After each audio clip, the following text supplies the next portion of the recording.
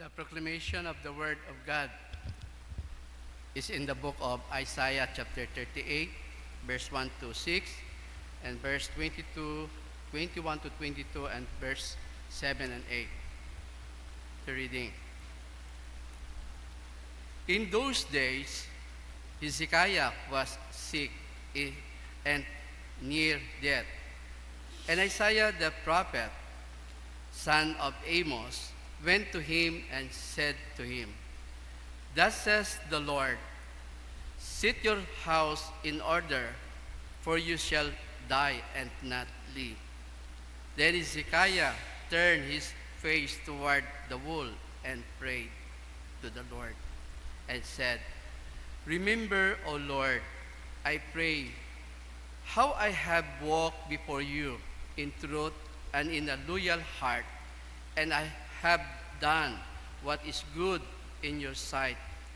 And Hezekiah wept bitterly, and the word of the Lord came to Isaiah, saying, Go and tell Hezekiah, thus says the Lord, the God of David, your father, I have heard your prayer, I have seen your tears. Surely I will add to your days 15 years. I will deliver you and this city and from hand of the king as Assyria, and I will defend this city. Now Isaiah had said, Let them take a lump of figs and apply it, a poultice on the boil, and he shall recover. And Hezekiah had said, What is the sign? I shall go up to the house of the Lord. And this is the sign to you from the Lord, that the Lord will do these things which he has spoken.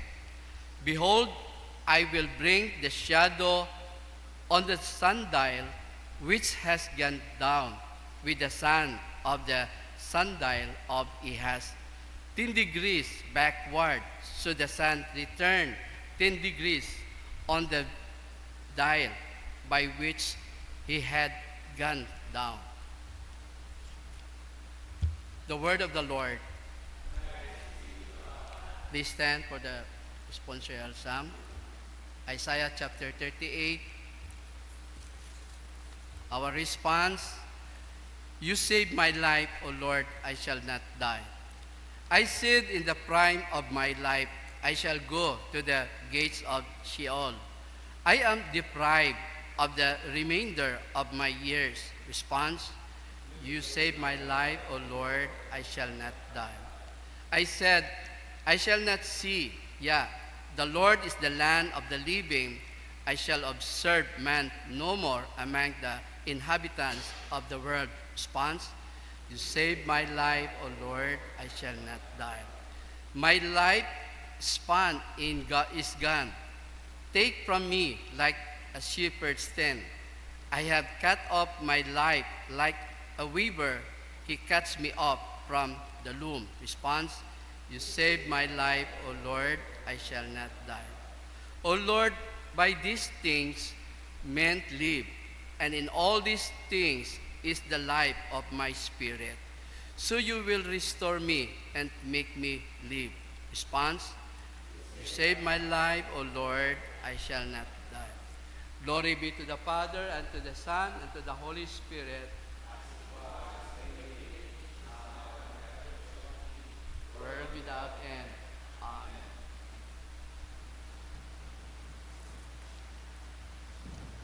The Lord be with you. And with your spirit. The Holy Gospel of our Lord Jesus Christ according to St. Matthew chapter 12. Glory to you, Lord Jesus Christ.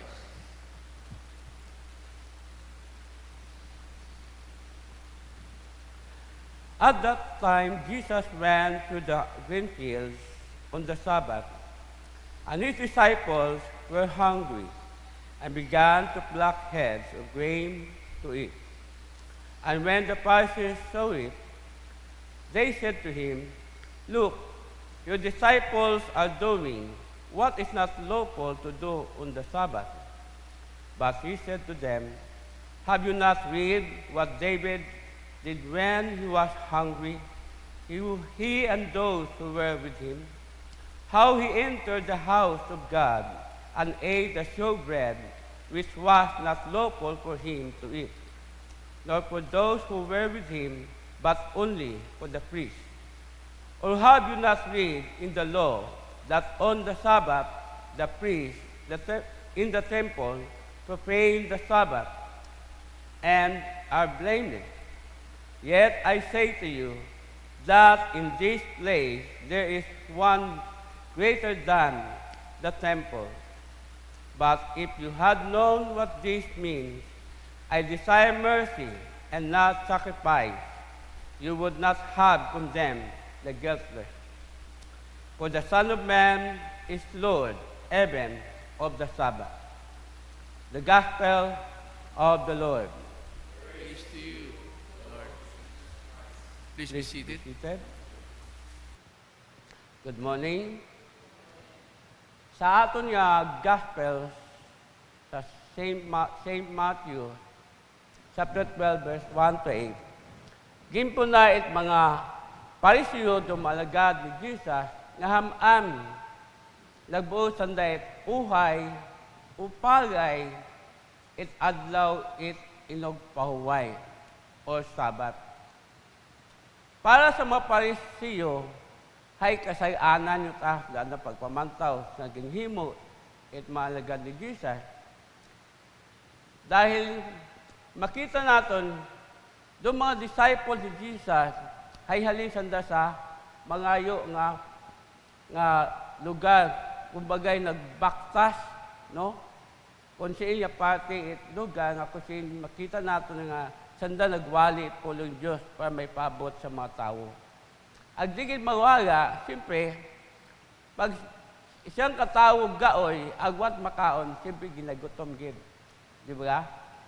Ag makita natin doon nga, na-experience yung ay katuhay, tag haling kato ako sa ganas, ay gutom-gutom utang.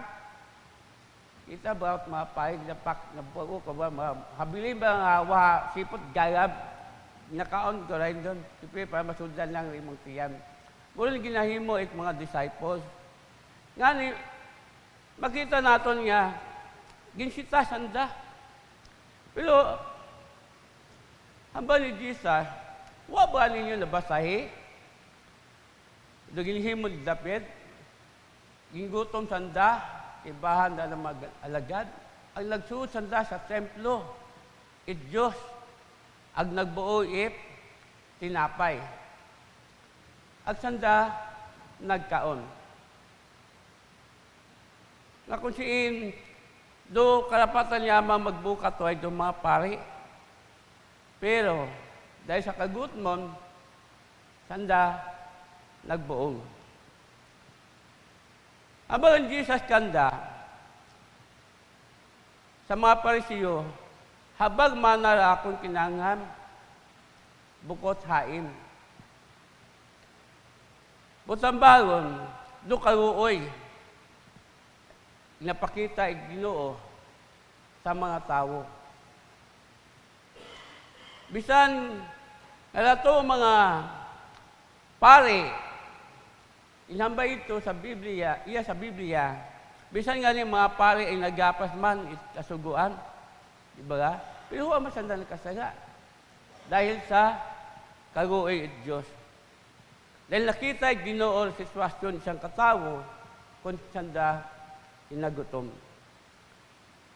May mangod na ginambay ni Jesus siya do Sabat o inog pahuway ay ginapakita Ginoo nga yaman na sa Mark 2 verse 27.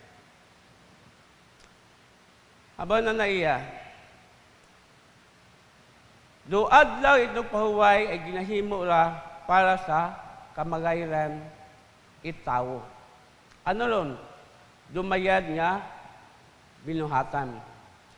Ngani maigmangon, ginapakita katon it Ginoo agdaya nga padumdum katon.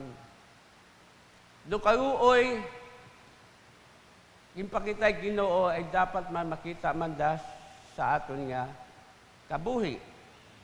Halimbawa, kung kita gabulig sa ating sigkatawo, inapakita mo maimo nga paghigugma. Maimo nga karuoy. Kaya bigib sa tanan naga kinahangan. May una bing tao, buko matanan. No? May ilan-ilan lang. May una nga, naguoy matod imaw, ag-anag imbuligam, pero kabaylo, may paaman nga pangisog, may paaman nga mugay, no? Ag di man bawaga kung doon yung klaseng tao may pagkaugaling nga parisiyo. Ag kita man karon nakasayod sa aton nga kabuhi. May manghod, kung kita na may kaguoy sa atong isigkatawo, buligan naton, yabigid latong ginagutom, pakanon naton. Amen? Ag siguro na-experience man ninyo sa inyong kabuhi da, kung may tao, nagagapit mo, ginagutom. Aba kung ani ko, una nga to, imbis na ginakaon yung kunta ko, hay, labi nagpangayo, hay, sino ko lang kana. Kaya mas gutom ta imaw kaysa kakon. Ngani, makita mo ba imo nga karuoy sa imo nga isig katawo. Agbukon yamang doon, kung may imo ikabulig, hay, dapat ipakita mo sa imo nga kabuhi. Bukon yamang sambal, kundi ipakita mo sa buhat. Bukon ba pakitang tao. Agdaya ginapabdumdum ka ito, Ginoo, kung may kabulig kita, kung may kasarang malam, ay, itaw naton. Doon ay nakadabes sa imo nga tagipusoon. Doon ginambal sa Biblia, kung ano atong ginahimo sa atong isigkatawo, mamayan ay ginahimo man naton sa aton nga Ginoo. Amen? Ngani may mangod, ginapadumdum kita Ginoo, Hesus. So adlaw it pahuway o sabat ay importante ra sa aton nga kabuhi, yabigib sa pagsimba sa Dios nga may papasalamat.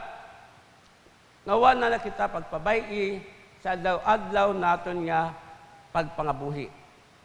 Bukod yamang may time kita sa pagfasting, pagbibigay ng handog, o ikapo sa Diyos at panalangin at pagtulong sa ating kapwa, kundi matutuloy tayong magpapatawad sa ating kapwa na may paghigugma.